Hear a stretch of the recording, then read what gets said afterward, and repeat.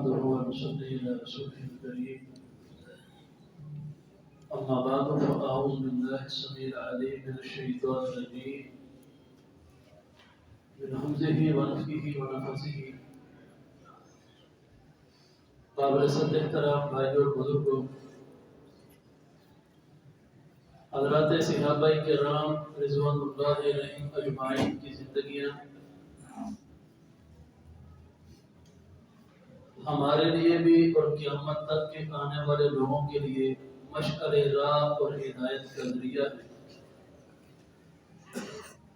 ایک طرف ہم حضرت عمر فاروق رضی اللہ تعالیٰ عنہ کی درخشندہ سیرت کے وہ واقعات دیکھتے ہیں کہ جس کو حضرت ابو مسعود رضی اللہ تعالیٰ عنہ بیان فرماتے ہیں کہ امیر المومنین حضرت عمر فاروق رضی اللہ تعالیٰ عنہ بازار میں سے گزر رہے تھے۔ لوگوں نے حضرت عمر کو دیکھا، ہجوم بنا، رش لگا۔ حضرت عمر فاروق رضی اللہ تعالیٰ عنہ کو جلدی تھی۔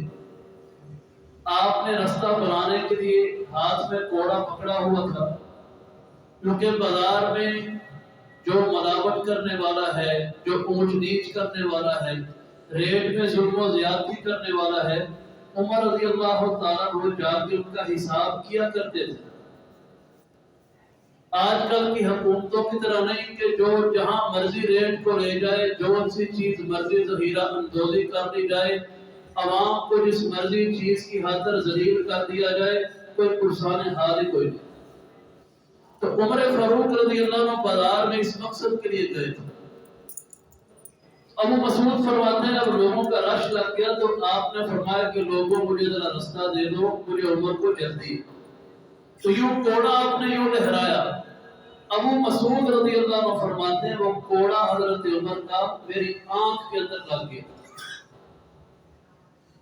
خیر دن گزرا، دو گزرے، تین گزرے، کہتے ہیں تیسرا دن جب ہوا میں اسی طرح بازار میں تھا کہ حضرت عمر فاروق رضی اللہ تعالیٰ عنہ تشریف لائے اور پیچھے سے آ کے نا یوں میرے کندھے پہ ہاتھ رکھ دیا اور فرماتے ہیں ابو مسعود پرسوں بازار میں میرے ہاتھوں پر ایک کوڑا لگ گیا تھا، تو میں تجھ سے معافی چاہتا ہوں، مجھے عمر کو معاف کر دے۔ حضرت ابو مسعود فرماتے ہیں کہ میں نے کہا امیر المومنین نہ تو آپ نے کوئی جان بوجھ کے آمدن مارا ہے اور نہ ہی کوئی اس میں آپ کی غلطی ہے، آپ نے کوڑا یوں کیا وہ میری آنکھ میں لگ گیا۔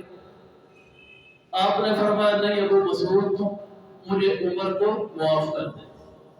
ابو مسعود فرماتے ہیں کہ میں حضرت عمر کو مطمئن کرنے کے لیے، کیونکہ خطا تو تھی کوئی نہیں، پھر بھی میں نے کہہ دیا اچھا میں نے آپ کو معاف کیا۔ کہتے یوں نہیں، تم کہہ کہ اللہ میں تجھے گواہ بنا کے کہتا ہوں میں نے عمر کو معاف کر دیا۔ آپ فرماتے ہیں کہ میں نے یہ عمل بھی کر دیا۔ کچھ دن گزرے، حج کے مہینے، حج کا موسم شروع ہونے والا تھا۔ حضرت عمر گھر میں بیٹھے ہیں، وہاں پہ جناب صحابی ایک سے رپورٹ لے رہے ہیں کہ کون کون سے صحابہ اس مرتبہ حج پہ جانا چاہ رہے ہیں۔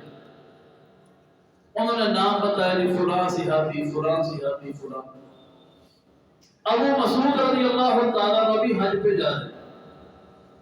حج کے دن شروع ہے تو عمر کہتے ہیں ابو مسعود بھی حج پہ جا رہے ہیں۔ کہا جی۔ آپ نے گھر میں سے تھیلی پکڑی، قلم دوات کو لپیٹا، ابو مسعود کے گھر میں گئے، جا کے پوچھا ابو مسعود، کہا امیر المومنین وہ تو حج پہ روانہ ہو گئے۔ مدینہ سے جو مکہ کی طرف رستہ تھا عمر اس رستے پہ دوڑے، آواز لگائی ابو مسعود۔ ابو مسعود فرماتے ہیں میں نے اپنی سواری کو روکا، امیر المومنین پاس تشریف لائے، کہا ابو مسعود تو نے وہاں پہ کوئی کھانا پینا، کوئی ضرورتیں، کوئی اپنے معاملات، تو یہ میری طرف سے ایک تحفہ ہے، کچھ درہم تھے اس تھیلی میں، فرمایا یہ عمر کی طرف سے تحفہ رکھ لو، وہاں جو ضروریات بنے ان پیسوں سے پوری کر لے۔ ایک عمر کی گزارش ہے وہ پوری کر دے۔ فرمایا جی امیر المومنین۔ فرمایا جب تم کعبے میں کھڑا ہو تو اللہ سے کہنا کہ یا اللہ اس دن جو عمر کے ہاتھوں مجھے کوڑا لگا، اللہ وہ عمر کو معاف فرما دے۔ ابو مسعود فرماتے ہیں میں نے کہا المومنین میرے دل میں کوئی مسئلہ نہیں۔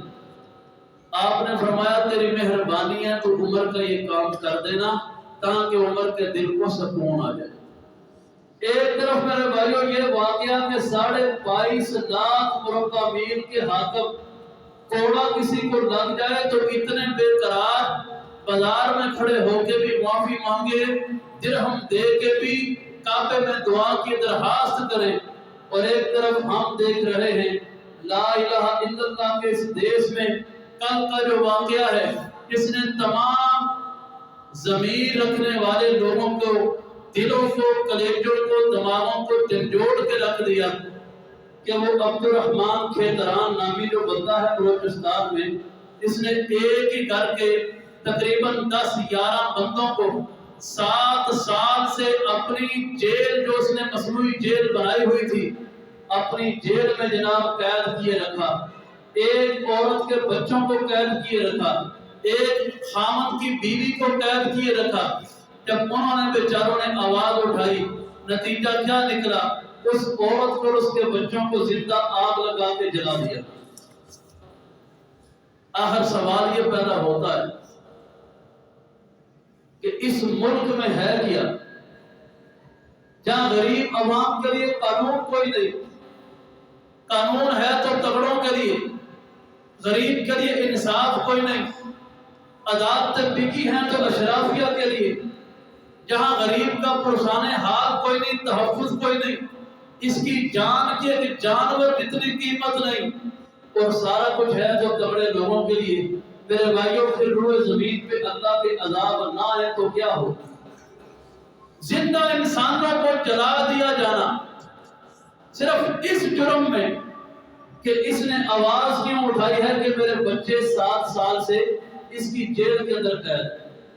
یہ وڈیرا شاہی کا نظام جو ہمارے پاکستان میں بدقسمتی سے پوری دنیا پھر کے دیکھ لیجیے، دنیا میں کہیں ایسا سسٹم آپ کو نہیں ملے گا۔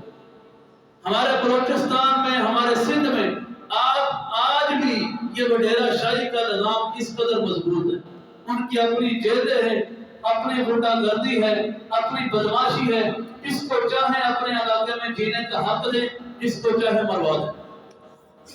پوری دنیا میں کہیں یہ قانون ہے۔ نبی مکرم صلی اللہ علیہ وسلم نے فرمایا تھا انصر اخاک ظالما او مظلوما، اپنے بھائی کی مدد کرو، ظالم ہے تب بھی، مظلوم ہے تب بھی۔ صحابہ نے عرض کیا یا رسول اللہ صلی اللہ علیہ وسلم مظلوم کی تو سمجھ آتی ہے، ظالم کی مدد کیسے کریں؟ آپ نے فرمایا آواز اٹھاؤ، اس کے ہاتھوں کے آگے رکاوٹ بن جاؤ کہ وہ ظلم نہ کر سکے۔ میرے بھائیوں، حضرت عمر فاروق رضی اللہ تعالیٰ عنہ نے ایک بار یمن کے اندر 5 بندوں نے مل کے ایک جوان کو قتل کر دیا۔ آپ کے پاس کیس آیا، آپ نے فرمایا 5 کے 5 بندوں کو قتل کر دیا۔ بعض لوگوں نے کہا ایک بندہ گیا ہے آپ 5 کو قتل کر رہے ہیں۔ آپ نے فرمایا اگر ایک بندے کے قتل کے جرم میں پورا یمن بھی ملوث ہو، میں عمر پورے یمن کے لوگوں کی گردنیں اڑا دوں کہ ایک انسان کی جان کی قدر و قیمت اللہ کے ہاں اس قدر دیا تھا۔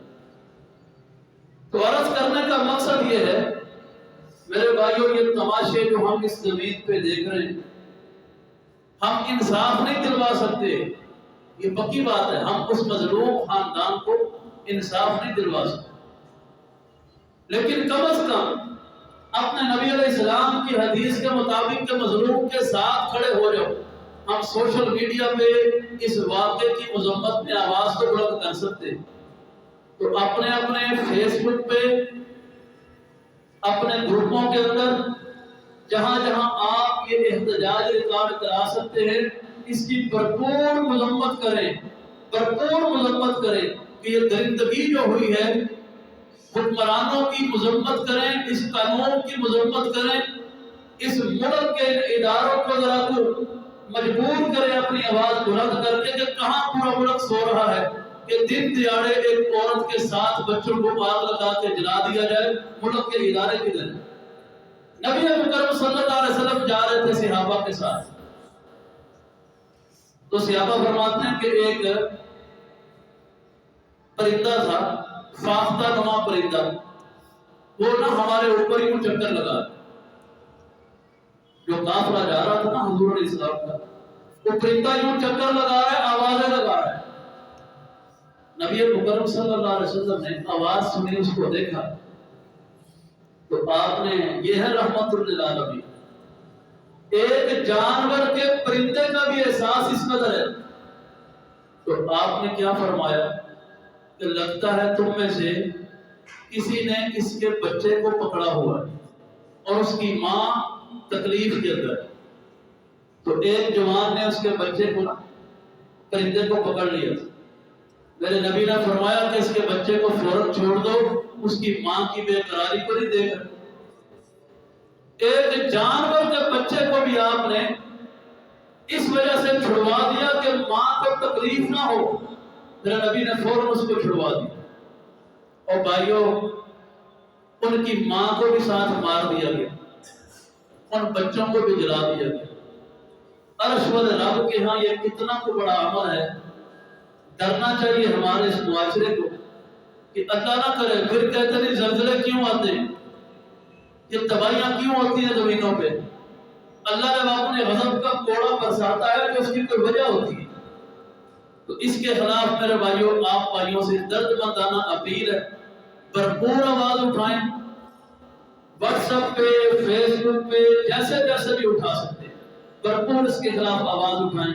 اللہ رب العالمین اور مظلوم بچوں کے رحم فرمائے جو اس ظلم میں شہید کر دیے گئے، اور اللہ ان بد کرداروں ظالموں کو دنیا کے اندر عبرتناک انجام بنا دے، اللہ کو تباہ و برباد فرمائے۔ آخر دعوانا ان الحمد للہ رب العالمین۔